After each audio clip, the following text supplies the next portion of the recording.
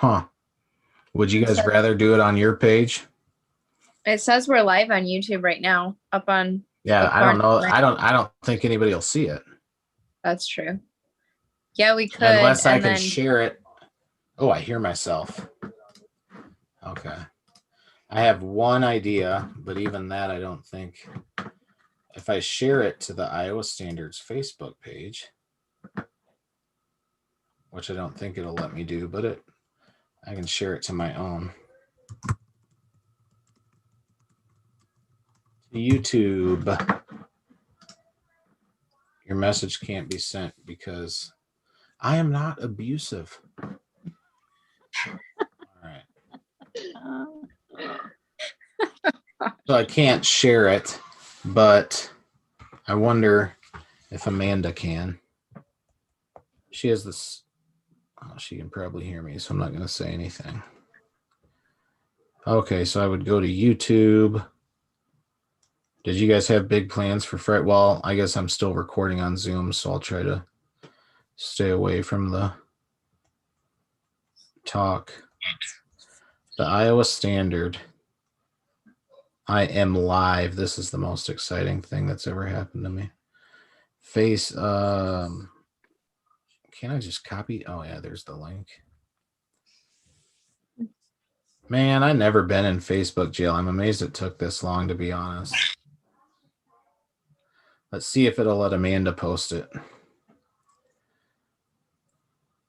We moved our live. If you care.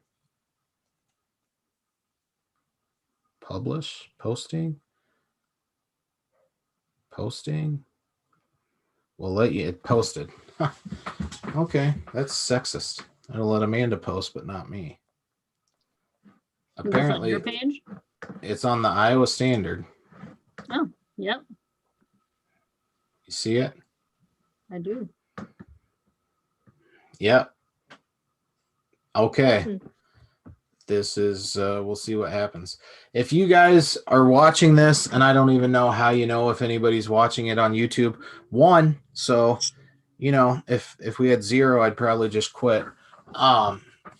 Now we're up to 2, so we've doubled in the last second. It's a booming show right now. We could continue here, or we can go to your guys' Facebook page. What do you have a preference? Or we can just do it here and then just share it on those places. Yeah, we can just share. Yeah. If you guys are tuning in, it looks like there's a fancy little chat box here off to the right. There's 3 people watching. I'm not going to try and share anything off Facebook again for the night. I'll just sit here and take it, I guess. So what we're talking about to reset a 5th or 6th time is obviously I'm in a little bit of trouble on Facebook. That's why we're here. But now we have moved on. We're over it. We've extended an olive branch, whatever. And we are talking about the bill that addresses COVID-19 vaccine passports in the state of Iowa for basically governmental entities and businesses to an extent. To be clear and to get it out of the way right up front, the bill does not address vaccine mandates for employers, right? What if one of you guys wants to talk about that?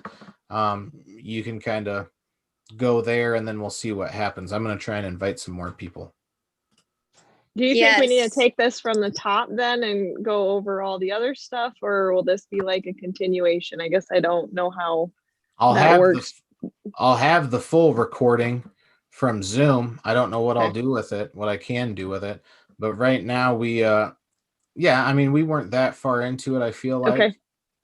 So if Bree wants to kind of describe the bill, well, it's not us 3 who are watching, right? Like there are 3 people other than us watching this, I hope.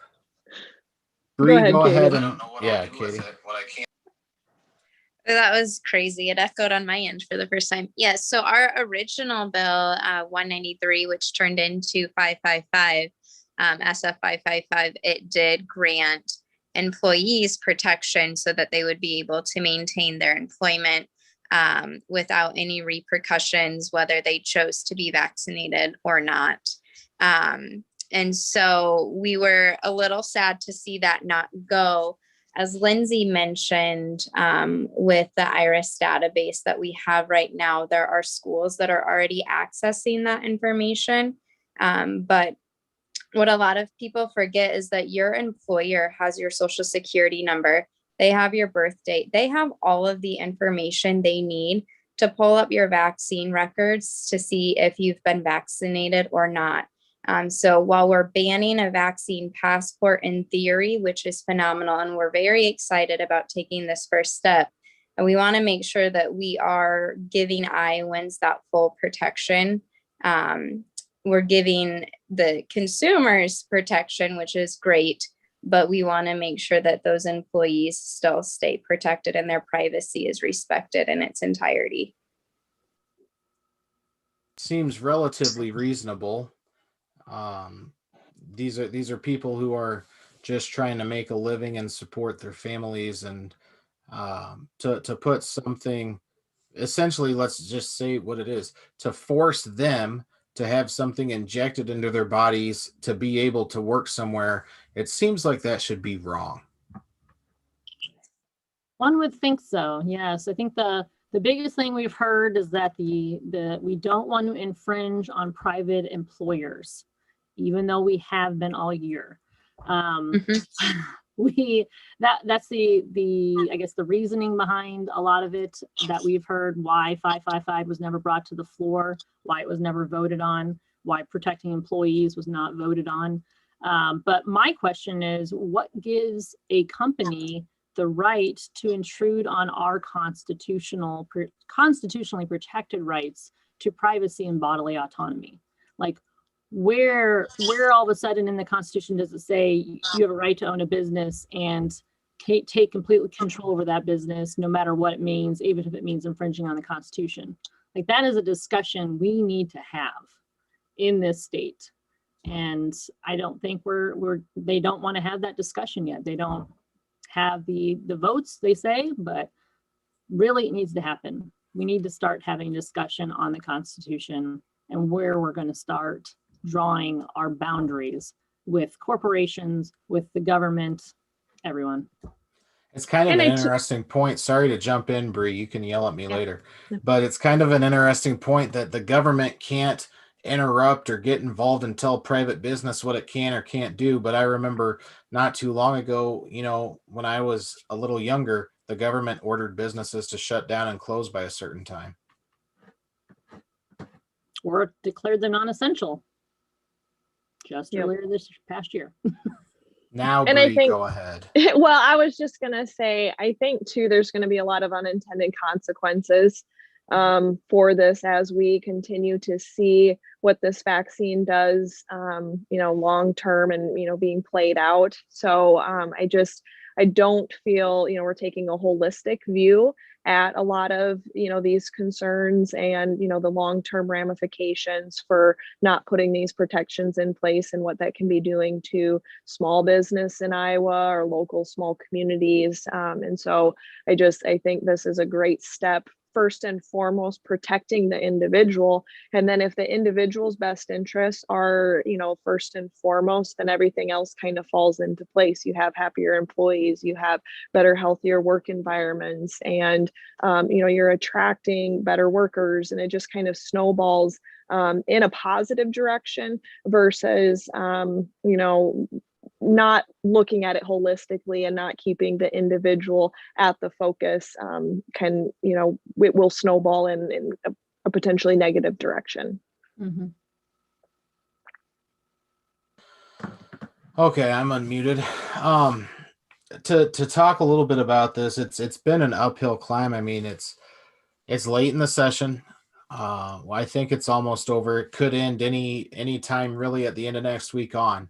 And it's been a significant push, and Informed Choice Iowa has been really at the forefront of that.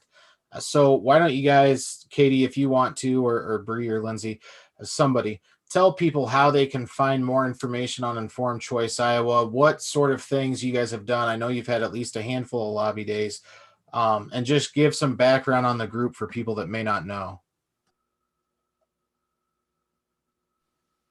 Yeah, sure. So just to recap who we are and how you can continue to stay plugged in with the issues that we promote. So we are a nonprofit and we represent Iowans, a diverse group of Iowans, and we do work with legislators, educating them on how to put forward good legislation protecting medical freedoms, true informed consent.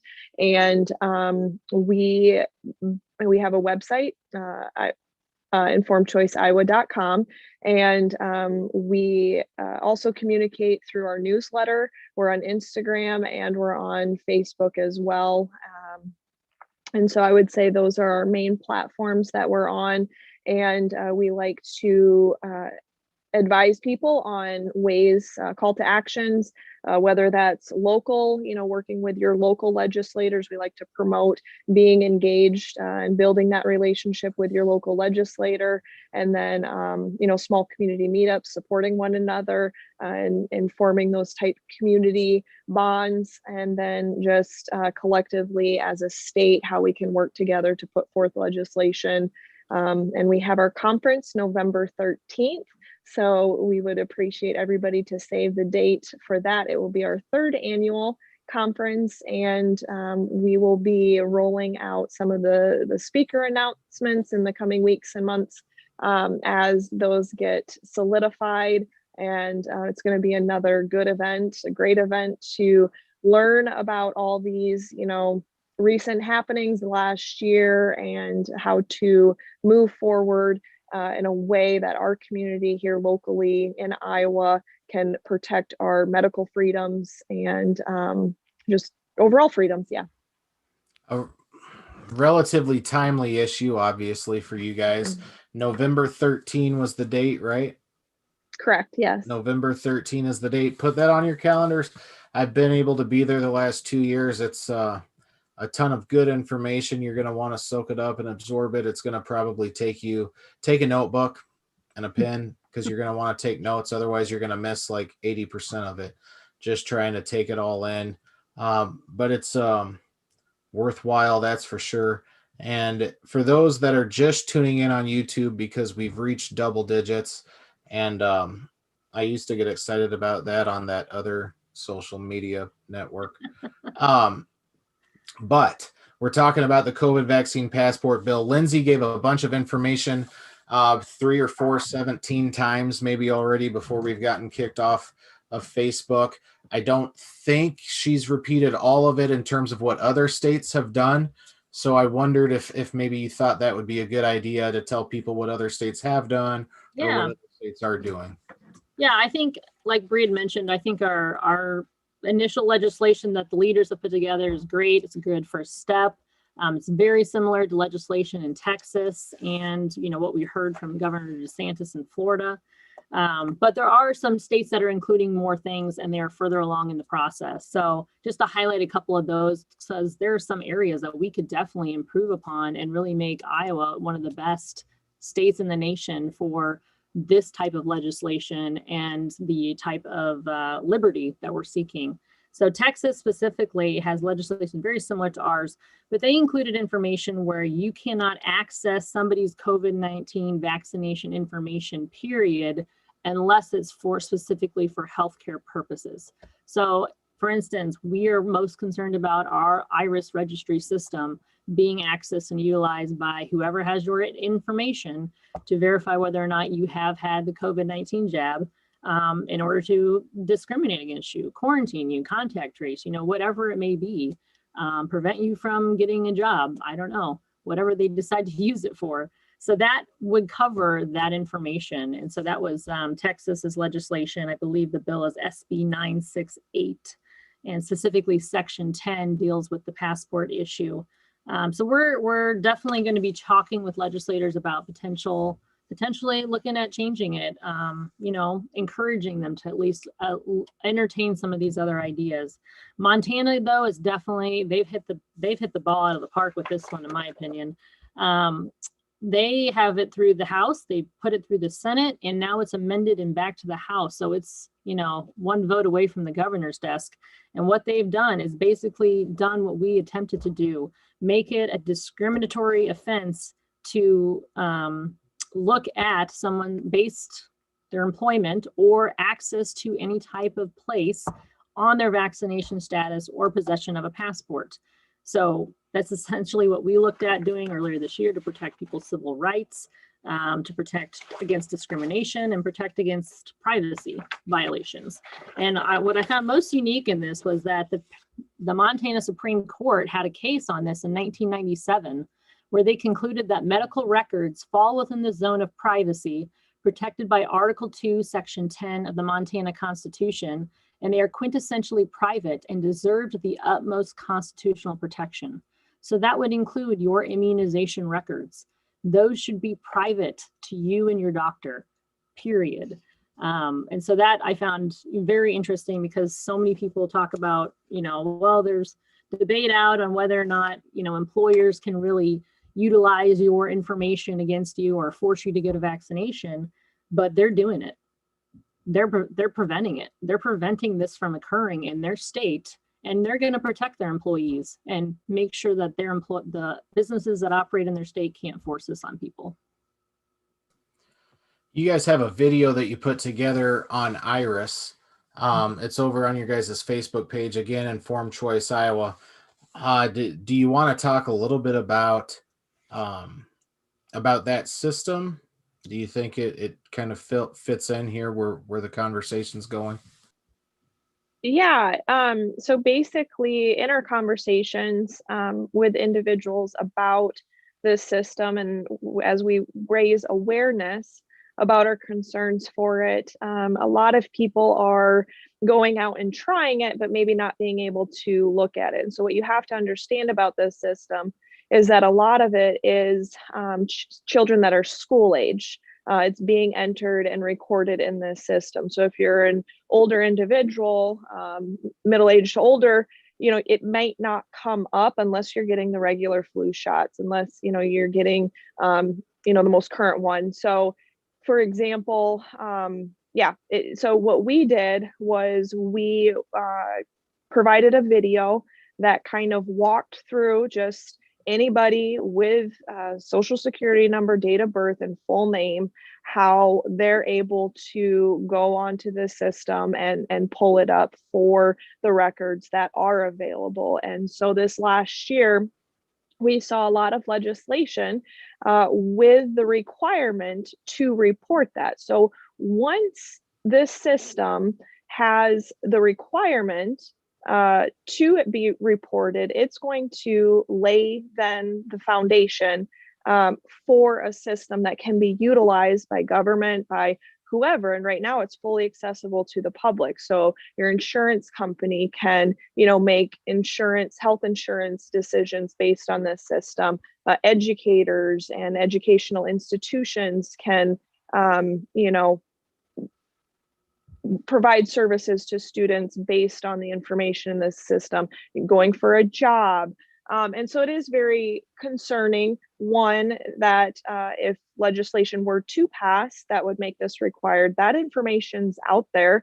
And so that video was just our attempt to highlight, one, the accessibility, two, the ease of access, and just kind of continue to further that conversation for why, we and our members are concerned with how it's kind of set up and being operated right now. Katie? Yeah. Katie, I feel bad because I haven't had you speak at all, and you're just sitting there. So No, that's okay. My phone's gone in and out like three times. But yeah, to piggyback off of what Bree just said, just to clarify, when we say public, that doesn't mean that I can just go access anyone and everyone's information. But the people that have your social security number, your birth date, your full legal name, they are. And so that's your employer. That's anywhere you're filing for or applying for employment at. That's your school, that's your insurance company, your bank, all of the places that she just mentioned. So just because you can't pull up your neighbors doesn't mean that it can't be used to discriminate against you. So we want to be cautious that as we're passing legislation, hopefully this session, to prohibit vaccine passports, that we are not going to be undoing that work by requiring the system to be mandated, and giving access to this information to all of these unprotected entities, such as employees, through the vaccine passport legislation. Hi, buddy. I was think just too. gonna expand on that too. Like we have so that's the public access side, obviously would pertain more to the passport issue. But the other big thing we haven't talked about with this registry is you don't give consent to be added into this registry. And that's the most concerning part, is your private immunization record is being put on a state registry that is accessible through HIPAA to the federal government, to a foreign government who has interest in health related matters, to any agency within our state government who desires or has a need for it. And I think that's a really big issue, again, a constitutional issue, because they aren't asking for consent to store your data. And we need to rethink this whole system and make sure that people can truly opt out of it if they don't want their information stored. Right now, if you ask them to delete your information, they only delete your name. Yeah, and just to boy. kind of piggyback, sorry, Lindsay was talking a lot about safety, right? So this is a safety concern, and there are a lot of people that work really hard so that for safety, people aren't finding them, whether it's, an unhealthy relationship. And so this would be just another system or another tool for people to have access to that personal information as well. So again, we need to look at this holistically, like how is it impacting Iowans and what's really genuinely going to be in, the best interest, and help protect, people who, don't want people finding that information. I just can't believe, like, I've never heard about this, so I was kind of in disbelief, and that's why I kept interrupting you with snippets of sounds. But are you did you expect it that we would get something here this late in the legislative session, or were you thinking that maybe they were going to wait until June during the special session whenever they tackle redistricting? I was a little bit surprised, if I'm being honest, because we felt like we were at a dead end this session with the legislation we had tried to put forward. So we are ecstatic to see something go forward this session. We're excited to see that the governor is in support of this and has been outspoken about getting it through.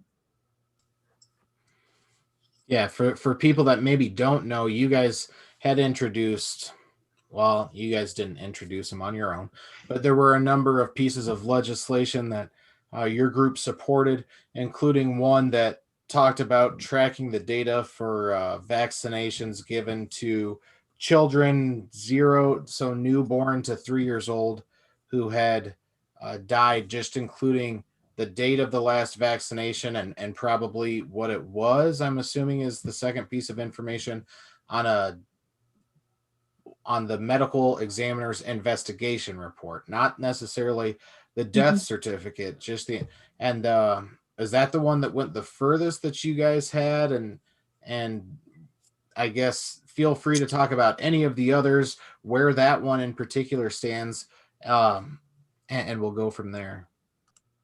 Yeah, so that bill actually made it out of committee, and we were hoping it would get brought to the floor, but it never had.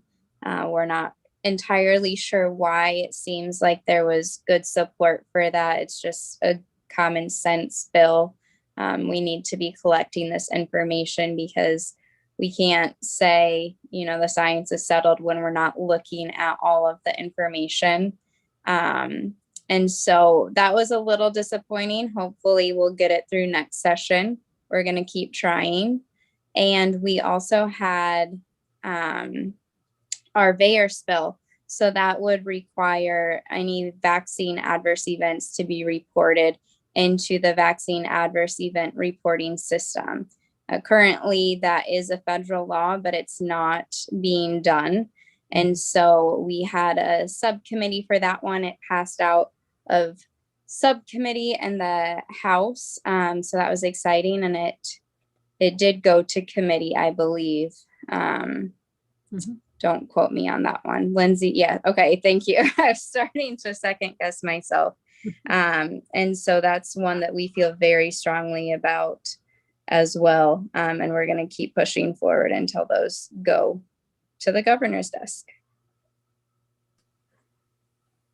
Anything else to highlight from Lindsay or from Bree before we move on? You guys always have, I mean, I say this every time we talk, I feel like, but it's really an issue that has become more and more center stage.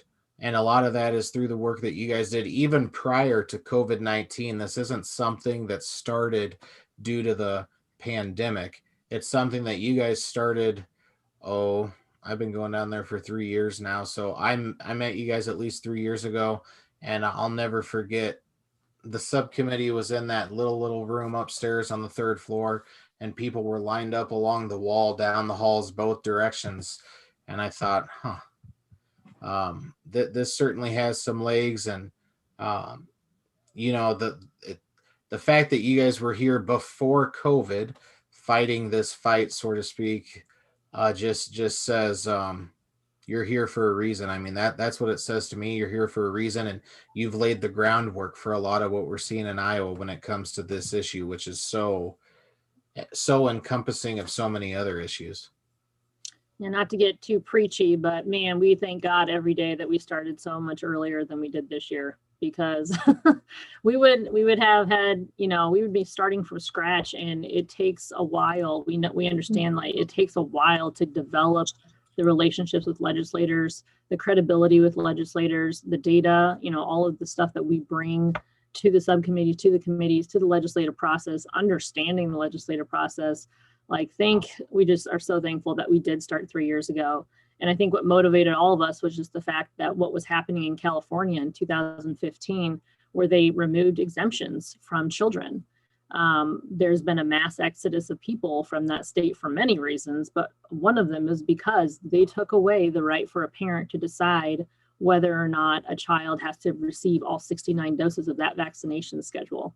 And from a religious perspective. So if you have a religious objection for some reason, that's gone. It's gone. And then they amended it further that you now have to go to the Department of Public Health to get a medical exemption, not your doctor. The Department of Public Health has to authorize that. That is just insane. And that is not what we wanted to see happen to Iowa, the state that we all obviously live in and love. And we didn't want to see that happen to our kids. So that's really what motivated a lot of us to really organize and get started, because we all know the trends kind of start on the sidelines, the coasts, and they try to work their way in. And it's time that we have a lot of pushback, and we have a lot of people standing up and saying no. So Monday at 1:30, I'm taking it you guys have somewhere to be, or? Yeah. You betcha, bells and whistles, baby. So if you guys are tuning in and you hadn't watched this thing, I'm assuming it stays up on YouTube. I did record it. It's going to be clunky as heck, probably because of all the social media difficulties we had during it. But Monday, 1:30 p.m., I didn't even bother to look at the location. I'm assuming it's the law library. Okay, at the law library, the Iowa House Judiciary Committee will hold a emergency committee meeting where they'll have a subcommittee of the whole for House File 889, I think, is the bill. And there's a companion bill in the Senate. I hadn't seen earlier if they had scheduled meetings for that, but even if they did, I'm assuming that would be in the chamber, the Senate chamber. If people could attend, that's the only way you're going to be able to attend, because otherwise their committee and their subcommittee meetings have all been via Zoom, but the committee meetings have all been in the chamber, and people are allowed to attend then. But do you guys have any parting advice, parting words of wisdom? I'm sure you're putting together plans for how to kind of navigate the next 72 hours or so to help give this bill a big push.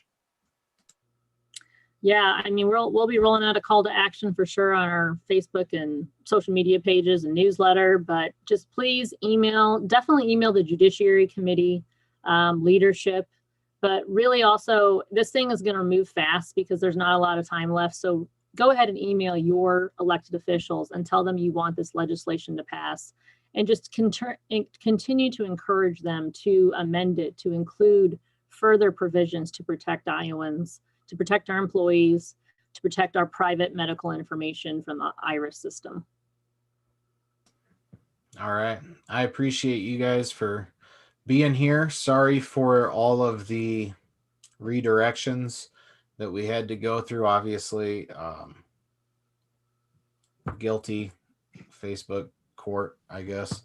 So I already got the notification that it'll be like 6 days and so many hours before I can be back on Facebook. I don't know how I'm going to do this because I used to waste a lot of time on Facebook. I still waste some time on Facebook, but man, not to be able to even it won't even let me do anything. I can't post or comment or anything. You do it under your personal page? That's what I just tried.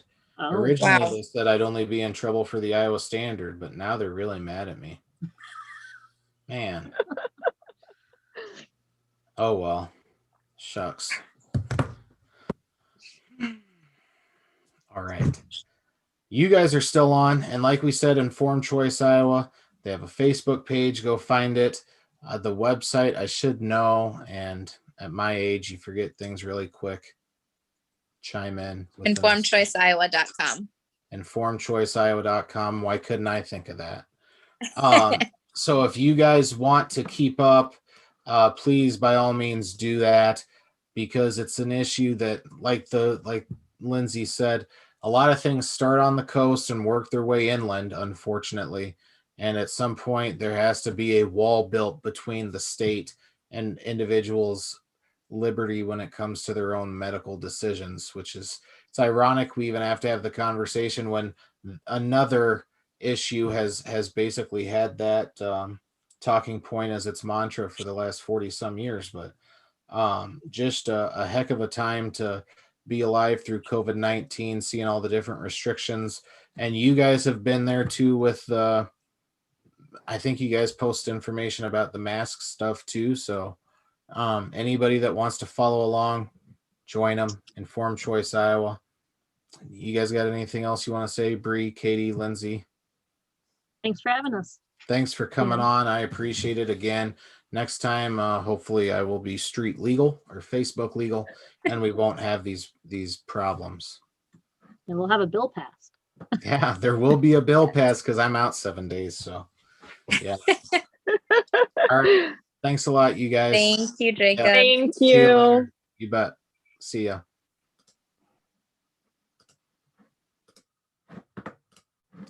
All right. I am still here as far as I know. We are on YouTube. We have 11 people watching. I've never done a YouTube live. And just to recap everything that's happened in the last hour and a half, I think, or so. Earlier today, this evening, I posted an image on Facebook of, I think I can show it here on YouTube since I'm not on Facebook anymore. And just for the record, I made it over a decade without getting thrown in Facebook jail. But I shared this image. You guys can see it. For the record, if someone, I'm not giving you guys the finger, I promise. Why is it so blurry? For the record, if someone is trying to stab me, I'd appreciate you shooting them. That's what it said. I guess I should have said, I'd appreciate it. I'd appreciate you protecting me or something else, because apparently that's inciting violence. Never intended to incite violence. This is a clear reference to what happened in Ohio a few days ago, where the individual was threatening people with a knife, and the police officer used deadly force to eliminate the threat, and in other words, did his job. And because of sharing that post, I am now banished from Facebook for a week. and my life will likely never be the same, or I'll be just fine. Let's see. What else did I want to talk about? LeBron James, he's good. He's still on Twitter. He's still on Facebook. Of course, he tweeted out a few days ago that picture of the police officer who did his job in Ohio. And LeBron James, I believe, wrote, "You're next," hashtag accountability. So I don't know exactly how that's not an incitement of violence. I don't know how that's not a threat against a law enforcement official, but I'm also not a Silicon Valley executive who has lost my ever-loving mind. Then we went straight on Facebook to tell you guys what happened, because I'm not an advocate for conservatives leaving Facebook, leaving Twitter because they're being bullied or because they're being censored. I think that we saw what happened when conservatives left the education arena, and it just created an echo chamber of liberal ideas. Social media, I want to say over 70% of people who voted in 2020 got their political news primarily from social media. So and there's alternatives. I get that. We're on MeWe, we're on Parler, we're on Twitter, we're on Facebook. Apparently, I need to check out a place called Telegram. I need to check out a place called Gab, if that's still a thing. But apparently, I was saying something and I cannot remember, so I'm going to try and remember. Oh, I know what I was going to say. Yeah, people are at Facebook right now. That's where the conversation is happening. That's where the debate is happening. So even though they treat you poorly, even though they mistreat you, you still have to be there reaching people who may be undecided on certain things. There are some of them out there. In fact, in the state of Iowa, I believe there's more registered independents than there are Republicans or Democrats. So it's important to keep the conversation going from our side, from our perspective on Facebook. Even if it's like, oh, why are you guys being so mean to me? Okay. We only have 9 people watching. Nobody is commenting. So I'm going to probably just finish, I guess. There isn't anybody else here who wants to talk. I'm really disappointed that Facebook will likely not put the videos up that they ended, because I think there was some really, really good stuff there. And I was not recording on Zoom when all of it happened. And I'm not quite certain that I'll be able to. I'm not quite certain that I will be able to get those videos back. We had State Senator Jake Chapman joined us. He floor managed the big tech censorship bill, and he joined us. And in the middle of his comments, as he's talking about how they don't pay taxes, Facebook ended the live video and shut him down. He talked again. We restarted the video, and this time he was talking about in Poland, and they talked about how they saw censorship led to communism. And boom, that's when they shut us down again. State Senator Jake Chapman, the president of the Iowa Senate, censored here on Facebook tonight, Friday evening. It's been a crazy, crazy night. Can't make this stuff up, but here we are. So what I'm going to ask you guys who are watching, please like and share our page on Facebook still. Find us on MeWe. Invite your friends to like us on MeWe. Invite your friends to like us on Facebook, because we need word of mouth. 80% of our web traffic comes from social media. So a lot of our traffic comes from Facebook. We need people to find us on Facebook. We need people to actually visit the website. Go straight to www.theiowastandard.com so that you can check out our articles, check out our stuff, because we will really need the support, to be honest with you. Let's see. And Facebook had throttled me. Like I said earlier, my stuff's hardly reaching 1,000 people the last couple days. Usually, we actually are really effective. We do, as far as conservative news websites, I mean, we reach hundreds of thousands of people every month just on Facebook. That does not include our email newsletter. It doesn't include Twitter. It doesn't include MeWe. It doesn't include the other 20% of our traffic that just shows up at our website. But we reach hundreds of thousands of people in each month. So if you guys could somehow just find ways to share our information, let people know we exist, www.theiowastandard.com. I would really appreciate it. I don't have a whole lot more to say other than, man, I'm just really bummed out that I can't be vocal on Facebook for a while. I think that you guys, such lies.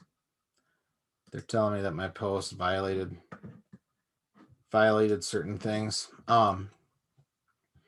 Sign up for our email newsletter if you have not already. Send me an email at jacob@theiowastandard.com. Send me your email address and I will be able to get you added to the email newsletter, which obviously now we are going to use quite a bit more since Facebook is slapping us on the wrist here.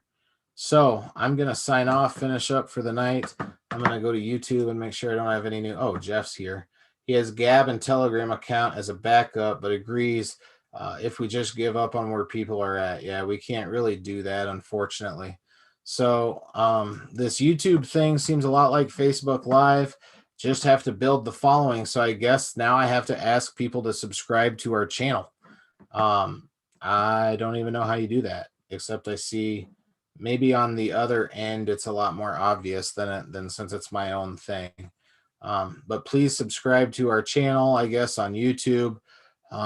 We'll keep plugging away. We're not going to go away. We're not going to go away. Everything is way too important for that. And we're going to stay in the fight because our kids and our grandkids are going to inherit the mess that we leave for them. So we have got to try and limit the messes that we make. You guys, I appreciate you watching, for bearing with me with all the technical issues we had tonight. Hopefully this stuff gets figured out, and we will see you again next time. Who knows when and who knows where, but we'll be somewhere. Thanks a lot. See you later.